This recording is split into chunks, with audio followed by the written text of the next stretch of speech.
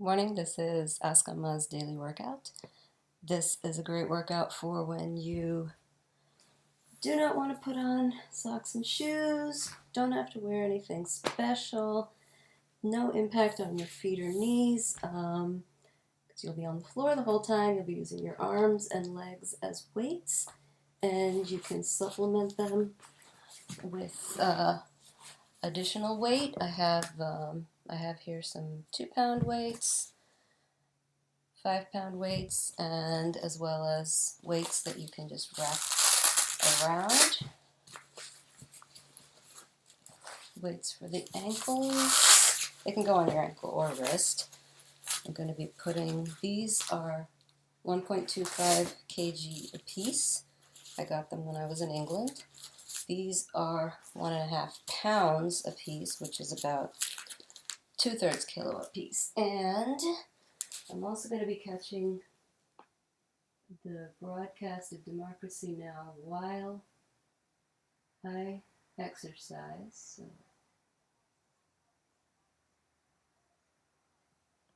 let's get some volume. How does this volume work?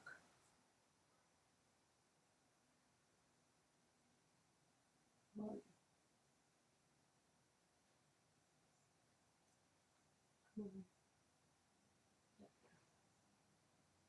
For Latin America.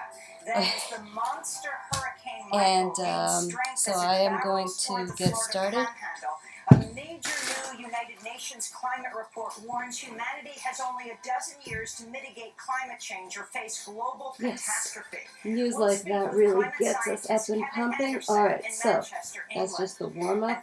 You can start this without weights, but I'm going to do it with weights. It's basically the same exercise. So the first exercise is merely lift up the same arm and the same leg.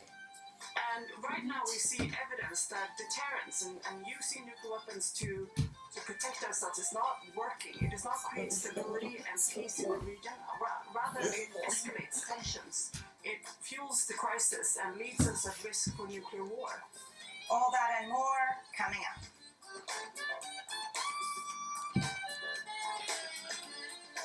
Welcome to Democracy Now!, democracynow.org, the War and Peace Report. I'm Amy Goodman.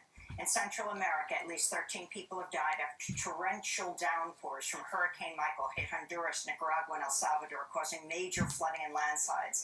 The monster hurricane is expected to make landfall in the Florida Panhandle as a Category 3 storm Wednesday, with Florida Governor Rick Scott declaring a state of emergency in 35 counties, and Alabama Governor Kay Ivey declaring a state of emergency for the whole state. This is Governor Scott. Storm surge, rain, floods, we can see tornadoes. So you got to follow the weather. You got to listen when they say they're to evacuate. You have got to evacuate, and don't wait to the last minute because this is different than a lot of the storms that we've seen since I've been governor. It's fast. The hurricane's approach came as President Trump visited Florida ahead of the storm Monday. He made no mention of climate change or the UN landmark report that humanity has only a dozen years to mitigate climate change or face global catastrophe. We'll have more on the climate report later in the broadcast. President Trump hosted a ceremonial swearing-in of Supreme Court Justice Brett Kavanaugh Monday evening, declaring victory in the contentious fight to confirm a man accused by multiple women of sexual misconduct. Trump's apology came hours after he told reporters that accusations against Kavanaugh by Christine Blasey Ford, Deborah Ramirez, and Julie Swetnick were, quote, a hoax set up by the Democrats. On behalf of our nation, I want to Alright, no, we don't want to hear certain... the entire Kavanaugh family for the terrible pain. Alright, that can really fuel your desire to do some more exercise. Build up your muscles. Alright, so now all I'm doing is not a campaign of political lift up the same arm, same leg while lying on my side. President Trump falsely claimed Kavanaugh had been proven innocent during his confirmation process, Monday evening's unprecedented White House ceremony brought together all 9 Supreme Court justices and Republican leaders in the East Room of the White House.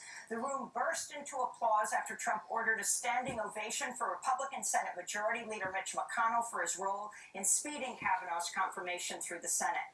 Among those applauding was Supreme Court Justice Clarence Thomas, who was confirmed in 1991 despite testimony by Anita Hill that Thomas repeatedly sexually harassed her when he was her boss.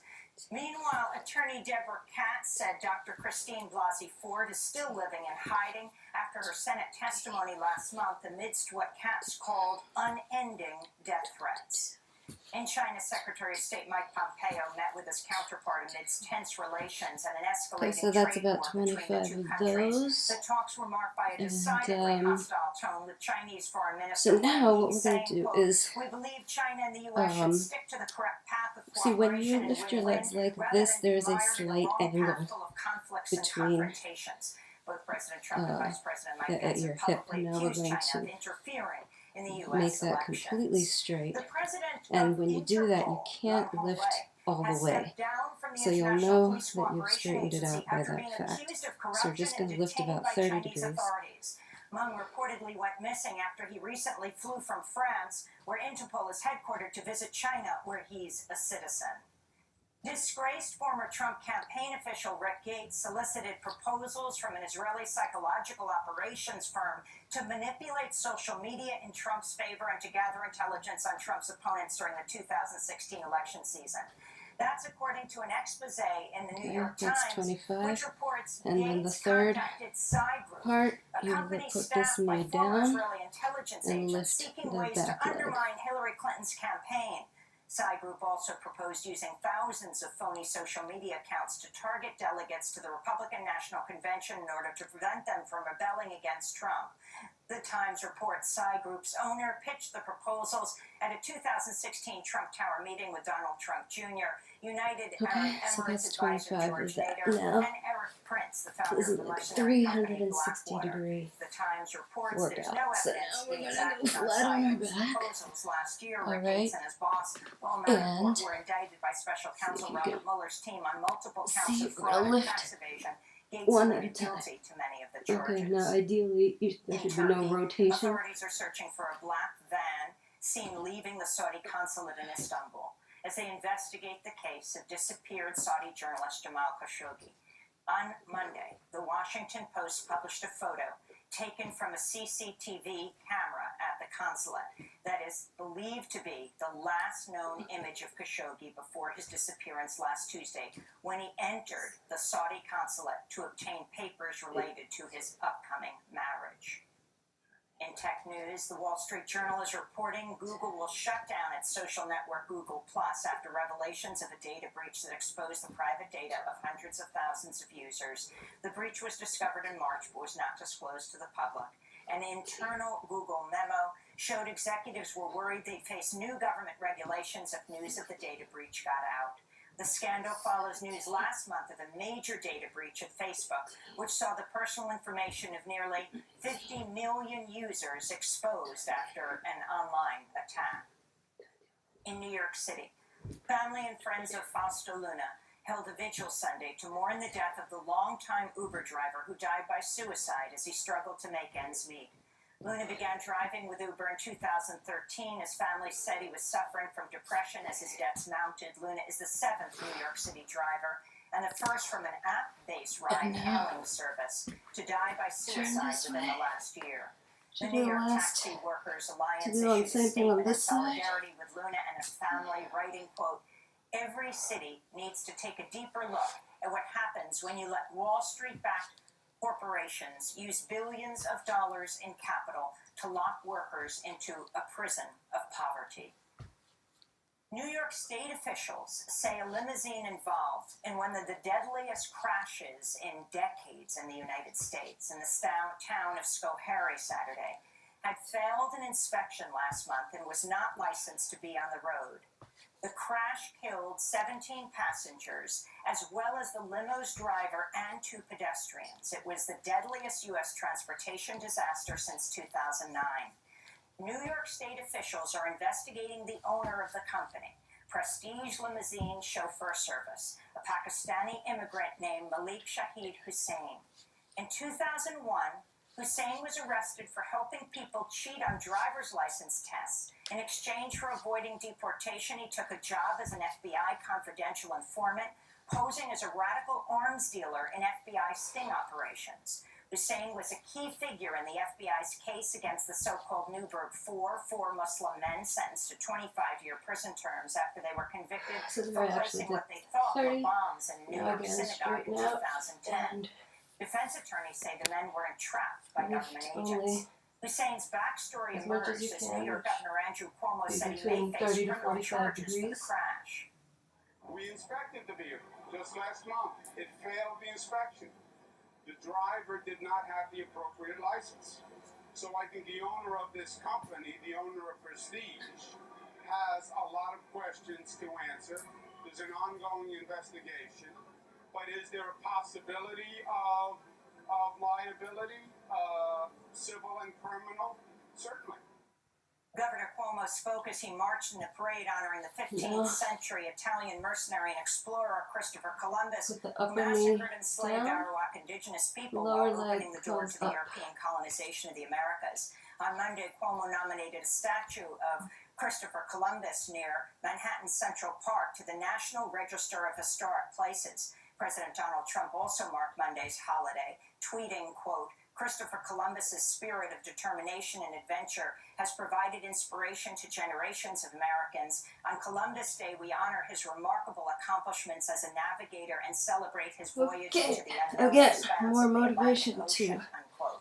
Trump's do tweet the came as an increasing number of exercises cities and have rejected the strengthen Columbus Day holiday. ourselves for the Columbus, fight ahead. Ohio, Okay, so the now we state's have capital city, remained open for business rotated on the Monday, full opting 360 instead degrees. to We're going close for Veterans Day this now year. do this In Los one Angeles, again. officials marked Indigenous Peoples Day for the Nice first to time this year twist as a little Native bit. American tribal leaders held a ceremony marking the occasion.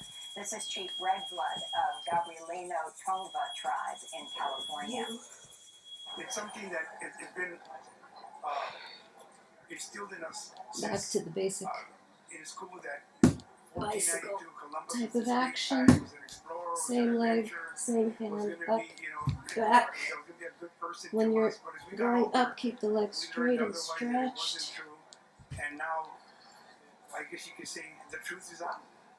In Minnesota, water protectors opposing the Enbridge Line 3 pipeline say they've erected a traditional Ojibwe structure directly in the path of the proposed line, which would carry tar sands oil from Alberta, Canada, to a terminal in Superior, Wisconsin.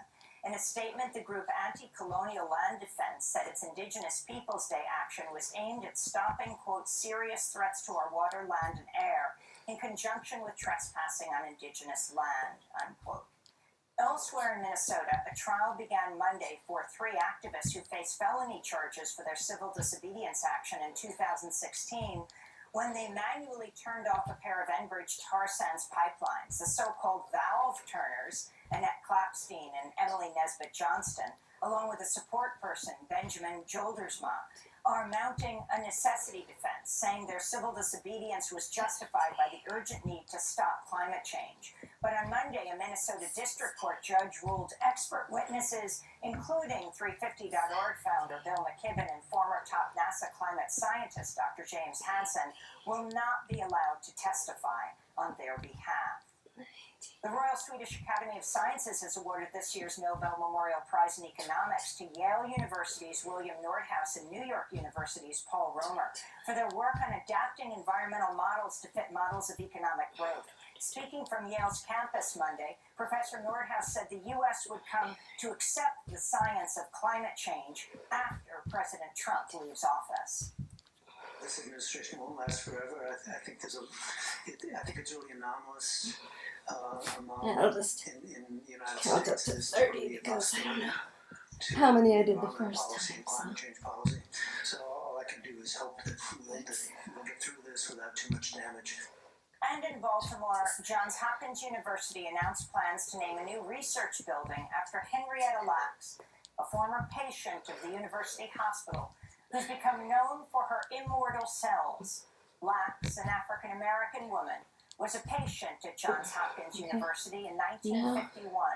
While receiving treatment for cancer, Again, researchers a little collected her stretch to the cells, back.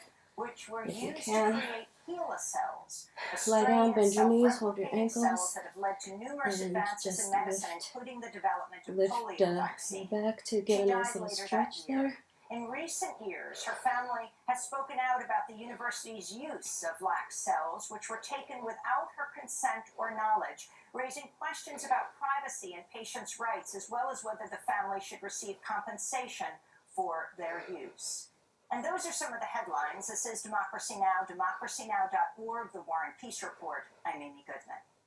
We begin today's show in Brazil, where a far-right former army officer is moving closer to becoming the next president of the world's fourth And that's largest democracy. 25, and On Sunday, to Jair finish, Bolsonaro won put 46% of the vote in a far your more hands decisive victory than was behind expected. your Because neck. he didn't hit 50%, he'll now face Bring Fernando your knees, Haddad of the and leftist now Workers' touch Party in the opposite runoff elbow on October 28th. to opposite knee. Haddad wins 29% of the vote Sunday. Many critics of Bolsonaro warn the future of democracy in Brazil is now at risk. Bolsonaro has openly praised Brazil's military dictatorship, which lasted from 1964 to 85. He also has a long history of making racist, homophobic, and misogynistic comments, once telling a female lawmaker she was too ugly to rape. He's encouraged police to kill suspected drug dealers. In April, he was actually charged with hate speech over his tirades. But Bolsonaro's popularity has soared in recent weeks after he was stabbed while out on the campaign trail. On Sunday, he briefly spoke after casting his vote. That's All 25. of this has brought an awakening Okay, to and the then you idea can that Brazil can go into a continue on the nice path to socialism. relaxing We stretch. don't want to be tomorrow what Venezuela is today. On Sunday, Jair Bolsonaro's Social Liberal Party won unexpected victories across And Brazil. In Brazil's lower house, Bolsonaro's party won 52 seats, up from just touch 8. your It's toes. now the second largest Just party to in the chamber. Bolsonaro's have a son nice Eduardo relaxing received stretch more at the votes end. than any congressional candidate in Brazil's history. Meanwhile, Brazilian voters ousted a stunning 2/3 of incumbents Sunday. Jair Bolsonaro also directly benefited from the jailing of former President Luiz Inácio Lula da Silva, who had been leading all presidential polls earlier this year. Lula has been in jail since April in what many consider trumped-up corruption charges. If you can His stretch a handpicked little bit successor, more each former Sao time. Paulo Mayor Fernando That's good. Haddad, now faces an uphill fight against Bolsonaro in the October 28th runoff. On Monday, Haddad traveled to meet with Lula in his cell and discuss strategy. Afterwards, he said he was ready for the next round of voting.